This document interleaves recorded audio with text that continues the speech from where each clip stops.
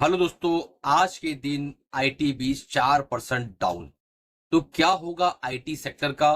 Tariff जो Trump चाचा ने लगाया है उसके बाद क्या इम्पैक्ट पड़ने वाला है?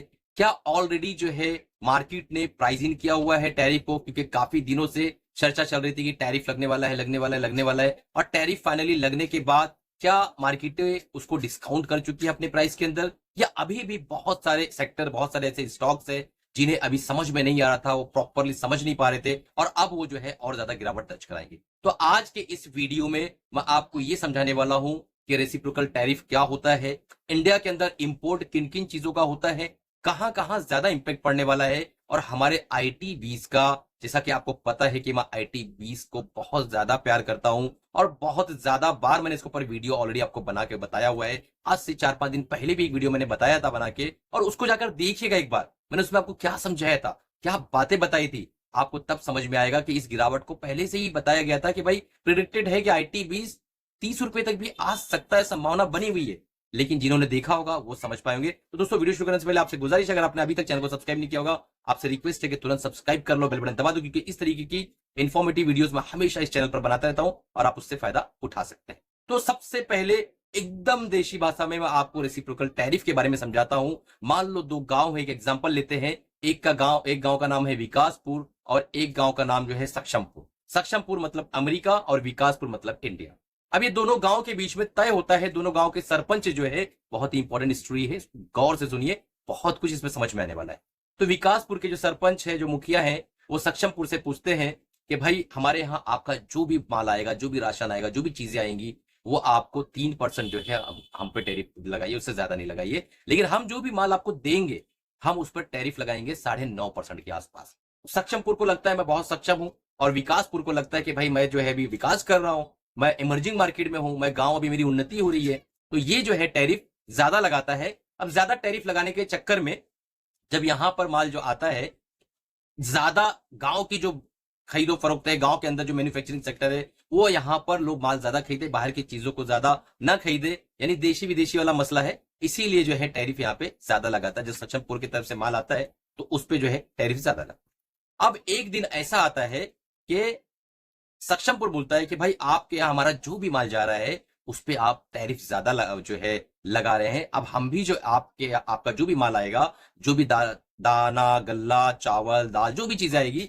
सब चीजों पे टैरिफ मैं ज्यादा लगाऊंगा, सक्षमपुर बोलता है। फिर यहाँ पे जो विकासपुर वाले मांडवाली करने को तैयार रहते हैं कि भाई मत लगाओ, जाने दो, मत करो, आप तो विकासपुर नहीं हो, आप सक्षमपुर हो। तो सक्षमपुर बोलता है ठीक है, मैं था सक्षमपुर, लेकिन अब मैं आप पर टैरिफ लगाने वाला हूं, लगाने वाला हूं, लगाने वाला हूं, लगाने वाला हूं। काफी दिन चर्चा करते करते एक दिन टैरिफ इंपोज कर दिया जाता है और विकासपुर पे टैरिफ लग जाता है 26% का। जी हाँ दोस्तों, विकासपुर मतलब इंडिया, इस पर 26% ट्रम्प चीचा ने जो है, जो वहां के मुखिया और सरपंच है सक्षमपुर के, यूएस के, उन्होंने लगाया है। अब इसका इंपैक्ट कहां कहां आने वाला है? जैसा कि आपको पता है कि बहुत ज्यादा जो काम निर्भर करता है आईटी सेक्टर का यूएस के ऊपर।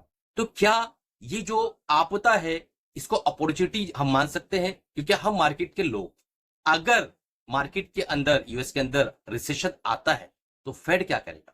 फेड ले धड़ाधड़ रेट कट चालू कर देगा। रेट कट का इंपैक्ट कहां आने वाला है? मार्केटों के ऊपर आने वाला है। फिर मार्केटें क्या करेगी? ऊपर की तरफ जाना चालू करेगी। तो ये जो एक विशेष साइकिल है जो स्टार्ट हो सकता है आने वाले कुछ महीनों में, इसको हम देखेंगे, इसके ऊपर और डिटेल में बाद में चर्चा करेंगे।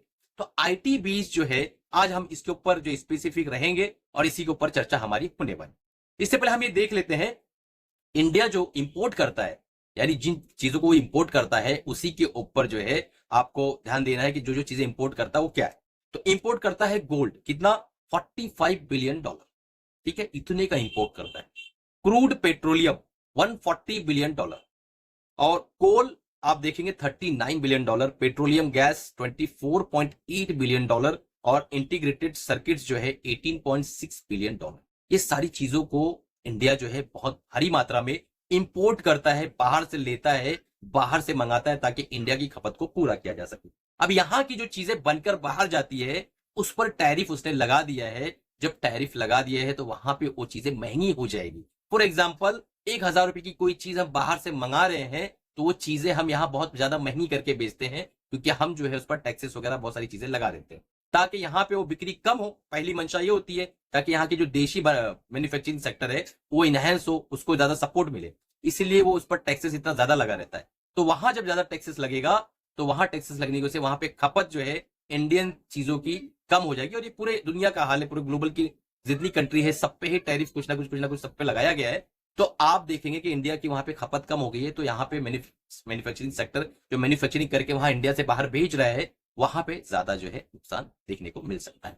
इंडिया की मार्केट आपको पता है कि पहले से ही बहुत ज्यादा दिक्कतों में चल रही है और यहाँ पे ग्रोथ जो है काफी रुका सा हुआ है, थमा सा हुआ है। अब हम ये कह सकते हैं कि ये ग्रोथ की ठंडक जो है और ज्यादा जो है डीप फ्रीज में चली जाएगी और ज्यादा ठंडी आ जाएगी।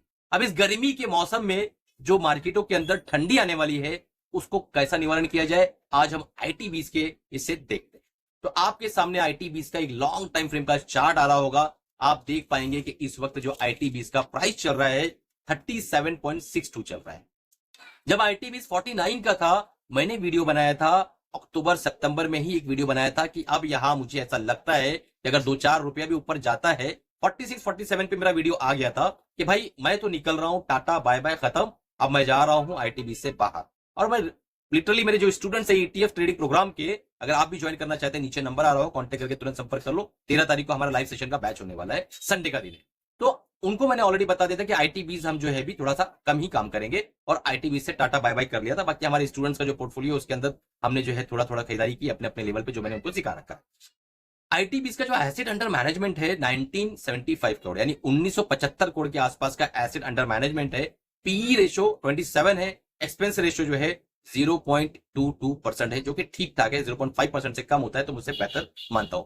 एक साल का जो रिटर्न है 4.67% और ये आज के दिन 4% गिरा हुआ है। इसका मतलब समझते हो कोई बड़ा टेंट जो है आईटीबीज पे लगा हुआ है। अब इसका देखने का नजरिया कैसा है, आप आधा गिलास खाली देख रहे हो या आधा गिलास भरा देख रहे हो, ये इंपॉर्टेंट है। आईटीबीज नीचे आ सकता है, ये बहुत पहले से बताया गया था, मैंने भी ऑलरेडी समझाया था आप लोगों को कि आ सकता है। देखो ये एक्सपीरियंस होता है, एक अंदर से इंट्यूशन आती है कि नहीं आईटीबीज का काम तमाम हो गया, नीचे आ सकता है। ये कोई न्यूज नहीं आती, कोई फोन नहीं आता कि डॉक्टर साहब आपको अभी आईटीबीज नीचे आने वाला है। ये एक एक्सपीरियंस होता है जो मार्केट में रहते रहते धीरे धीरे आपको भी आ जाएगा। और अगर आप हमारे स्टूडेंट्स हैं तो आपको सारी चीजें पहले से ही पता होती है कि कैसे रिस्क को मैनेज करना है, कैसे कैश को मैनेज करना है। तो ये जो चीजें होती है पहले से ही एक अंदर से आवाज आने लगती है कि भाई बस हो गया। जैसा बीच में सिल्वर बीस पे वीडियो बनाया था, गोल्ड बीस पे बनाया था कि भाई यहां से 2-4 रुपया वापस जाएगा ऊपर, लेकिन नीचे आ सकता है, चुपचाप निकल लो।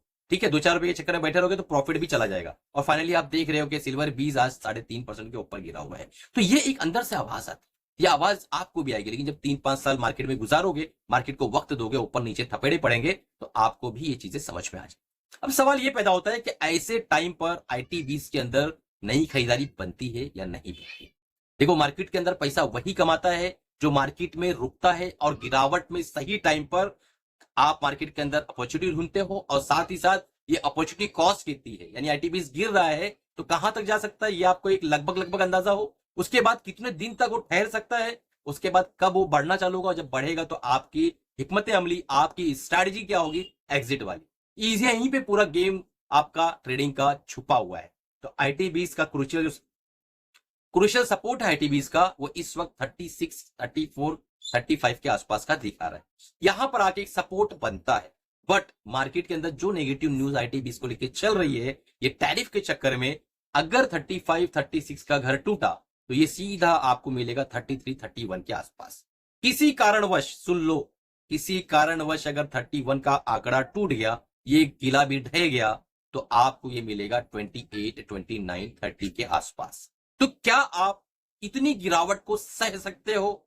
अगर सह सकते हो तो आईटीबीज में आपको रुचि लेना होगा, वो भी अपने फाइनेंशियल एडवाइजर से राय मशवरा लेके। मेरी तरफ से कोई बाय सेल रिकमेंडेशन नहीं है।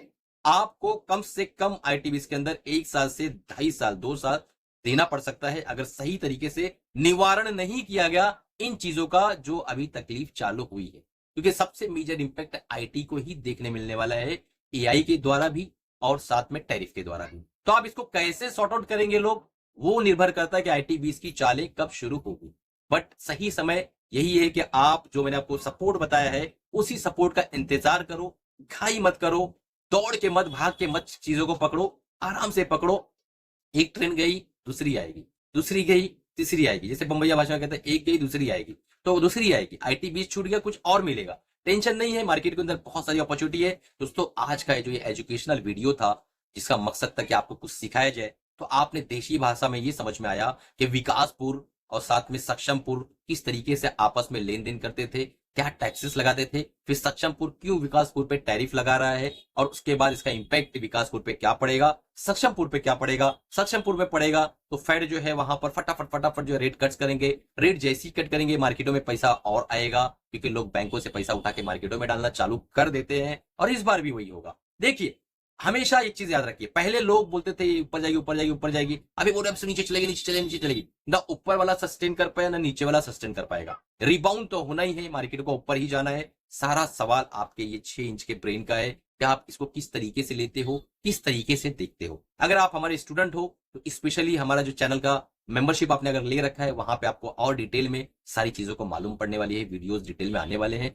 तो अगर आपने उसको ज्वाइन नहीं किया है तुरंत ज्वाइन कर लो। फ्री में टेक्निकल एनालिसिस सीखना है तो नीचे जो है नंबर दिया हुआ है, व्हाट्सएप का ग्रुप है, उसको ज्वाइन कर लो। WhatsApp group free technical analysis का डिस्क्रिप्शन बॉक्स में है। और इस हफ्ते जो है संडे के दिन हमारी पूरी कोशिश रहेगी कि आपका लेक्चर जो है फ्री टेक्निकल का हो। ईटीएफ ट्रेडिंग प्रोग्राम ज्वाइन करना चाहते हो, स्विंग ट्रेडिंग प्रोग्राम ज्वाइन करना चाहते हो, व्हाट्सएप पे नंबर पे कांटेक्ट करो और तुरंत अगले बैच का हिस्सा बनो। चलिए मिलते हैं अगले प्रोग्राम, तब तक कमाते